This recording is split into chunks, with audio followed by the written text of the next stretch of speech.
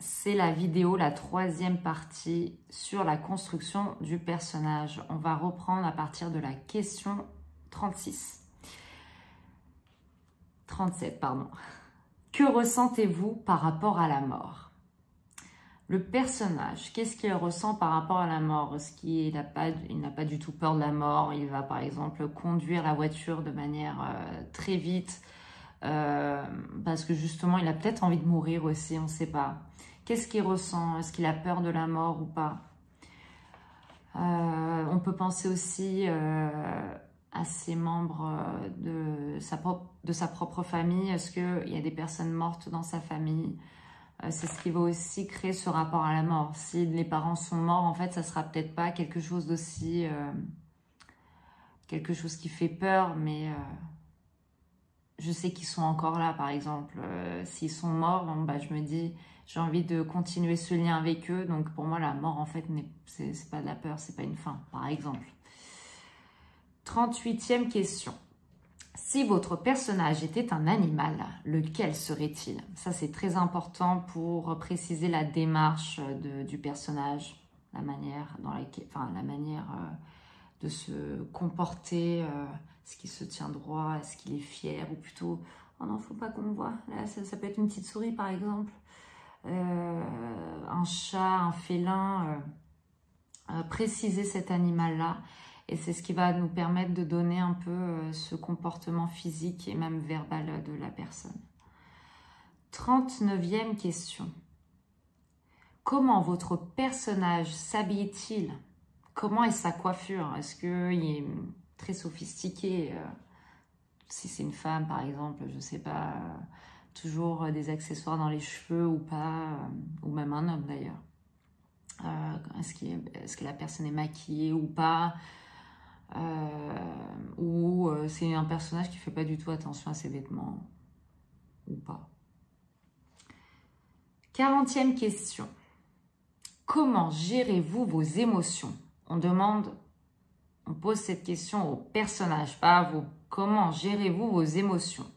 Comment vous protégez-vous du regard de l'autre? Qu'est-ce qu'il fait pour gérer ses émotions? Est-ce qu'il va il va faire de la boxe, par exemple, le soir, pour se défouler de tout ce qui s'est passé la journée? Est-ce qu'au contraire, il va les contrôler? Il fait de la méditation, du yoga, donc c'est un personnage qui est complètement calme, zen.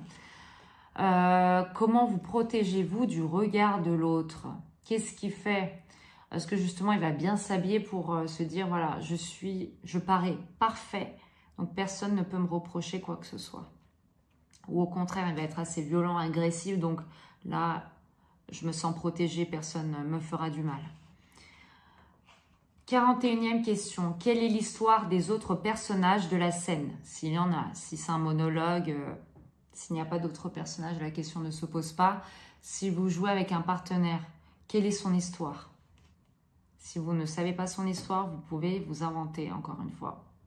On vous permet justement dans les castings d'inventer, de créer, d'imaginer pour avoir un personnage vivant, riche. Et on se dit, voilà, le jour du casting, lui, il a travaillé son personnage. On voit, il ne récite pas juste son texte. 42e question.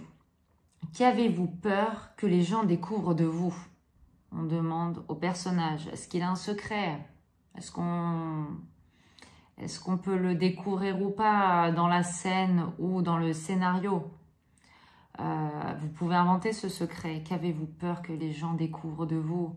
Est-ce qu'il a peur, par exemple, qu'on découvre que sa famille, en fait, c'est une famille modeste et il a toujours dit voilà, qu'il vivait dans une famille aisée, par exemple.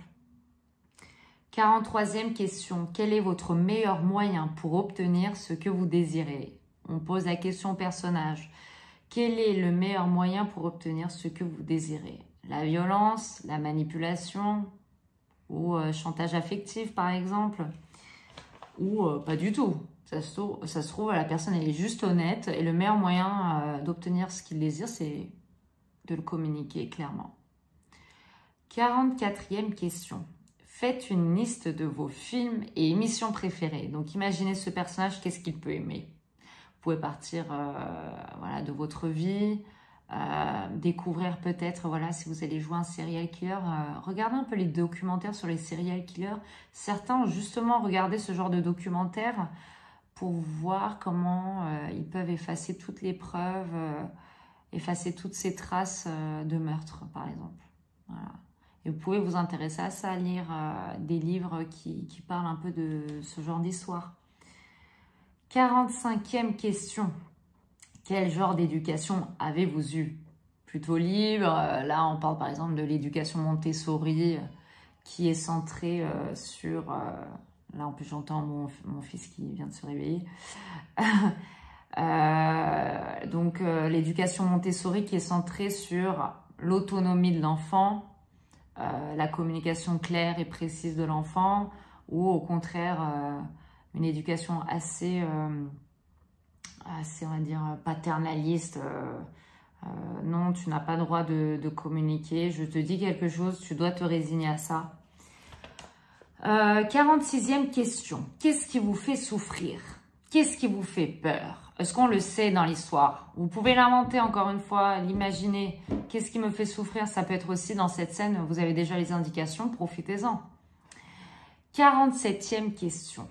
Qui sont vos héros, vos idoles? Pourquoi? Est-ce que c'est mon père? Est-ce que c'est ma mère? Ou c'est vraiment, par exemple, si vous jouez un acteur, ça peut arriver. Est-ce que son héros, c'est un autre acteur très connu? Et pourquoi, justement, essayer de préciser? Parce que, justement, cet homme ressemble à mon père, j'ai toujours aimé mon père. Ou ça peut être encore une autre raison, c'est une personne qui est très courageuse, je n'ai jamais été, j'aimerais bien être courageuse, par exemple. 48e question. Quelle est votre philosophie de vie? D'où vient-elle ou de qui vous vient-elle? Ma philosophie de vie. Quel est en fait plus ou moins mon but dans la vie? Comment atteindre ce but dans la vie? Pour moi, la philosophie de vie, c'est ça. C'est j'ai un but dans la vie, comment je peux l'atteindre? Et d'où vient cette philosophie en fait? Est-ce qu'elle vient de mon éducation, de mes parents? Ou pas du tout, des livres que j'ai lus, des films que j'ai vus? Précisez la réponse. 49e question, très importante. Il reste dernière question. Quelle est votre préparation émotionnelle, physique et verbale avant de commencer la scène? Donc là, on pose la question à la fois à Célène, à vous, mais aussi au personnage. Donc comment moi je me prépare en tant que Célène? Émotionnellement, physiquement et verbalement avant de commencer cette scène. Par exemple, si c'est une personne qui est, je sais pas, agressive, comment je peux avoir cette agressivité dans le corps? Comment je le prépare?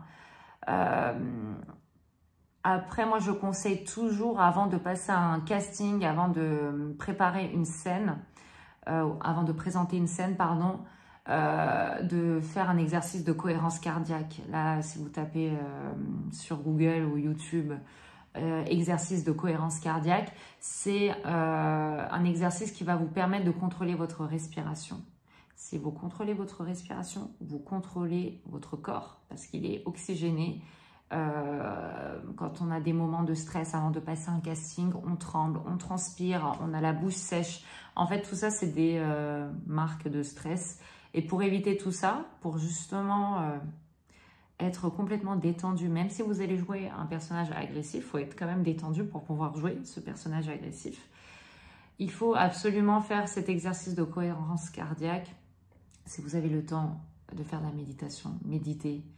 Ça peut être juste fermer les yeux, écouter de la musique douce. Vous êtes dans le métro avant de passer le casting, fermez les yeux, respirez, juste ça. Comment je me prépare émotionnellement? C'est une scène dramatique, il y a un deuil, il y a une rupture. Comment je me prépare? Est-ce que je pense à moi, ma rupture? Comment ça a été? Est-ce que je m'inspire de ma propre vie? Ça serait peut-être beaucoup plus crédible. Là, on parle de mémoire émotionnelle. Physiquement, comment je me prépare? Verbalement, quel registre de langage utilise ce personnage? 50e question, dernière question. Comment essayez-vous d'être vainqueur sur cette scène? C'est très important. Parfois, on a l'impression qu'on est complètement victime dans la scène, mais en fait, pas du tout. Même si on a l'impression que vous êtes en position de victime, soyez vainqueur. comment obtenir la victoire dans cette scène-là. Parce qu'une scène dramatique ne veut pas dire du pathos. Oui, vous pouvez pleurer, vous pouvez vous exprimer, mais l'objectif, c'est aussi que ce personnage-là qui montre qu'il est fort en fait. Oui, je vis des choses peut-être compliquées dans cette scène, mais je suis fort malgré tout. Et là, je peux vous donner une phrase d'Aristote. La lutte de l'individu pour gagner est l'essence du drame. Donc en fait, le drame, c'est pas juste voilà, verser des larmes, se dire « Oh, je suis la victime de cette scène-là ». Non, c'est pas ça. C'est malgré tous mes efforts, je vais gagner, même si tous les facteurs qui sont réunis ne vont pas me permettre de gagner dans cette scène-là. Je vais quand même émotionnellement, physiquement, verbalement, faire en sorte de gagner. Un comédien ne doit pas jouer comme une victime, il doit être gagnant. Est-ce que les choix que vous avez faits aident ou non la scène? Il y a 1 million de manières, 1 million de façons de jouer une scène. Est-ce que la proposition que vous faites, elle vous aide ou pas dans cette scène-là? Est-ce qu'ils vous la mettent en valeur? C'est ça. Est-ce que ça met en valeur le personnage? Est-ce que ça met en valeur la scène? Ce n'est que lorsque vous connaîtrez l'intériorité de votre personnage que vous serez libre d'être ce personnage. D'où l'importance d'imaginer, d'être créatif, d'inventer, de préciser. Vous pouvez porter un symbole, quelque chose le jour du casting.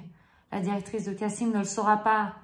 On s'en fiche, ce n'est pas le problème. Le but, c'est que vous soyez dans le contrôle du personnage, que vous permettiez au personnage de s'exprimer à travers vous. Voilà. J'espère que ça vous a aidé. On me pose souvent cette question et lors de mes séances de coaching que je fais avec les enfants, les adolescents et les adultes, malheureusement, quand on prépare des castings, quand on ne sait pas qu'il faut construire le personnage, on apprend juste le texte, on arrive devant le réalisateur et le directeur de casting et on a du mal un peu à interpréter, à avoir un personnage riche. Donc, ces questions sont très importantes. Préparez ces questions, préparez le texte, la scène, mais surtout l'intériorité du personnage. C'est ce qui va faire que vous serez pris à un casting, entre autres. Merci de m'avoir écouté et à très vite.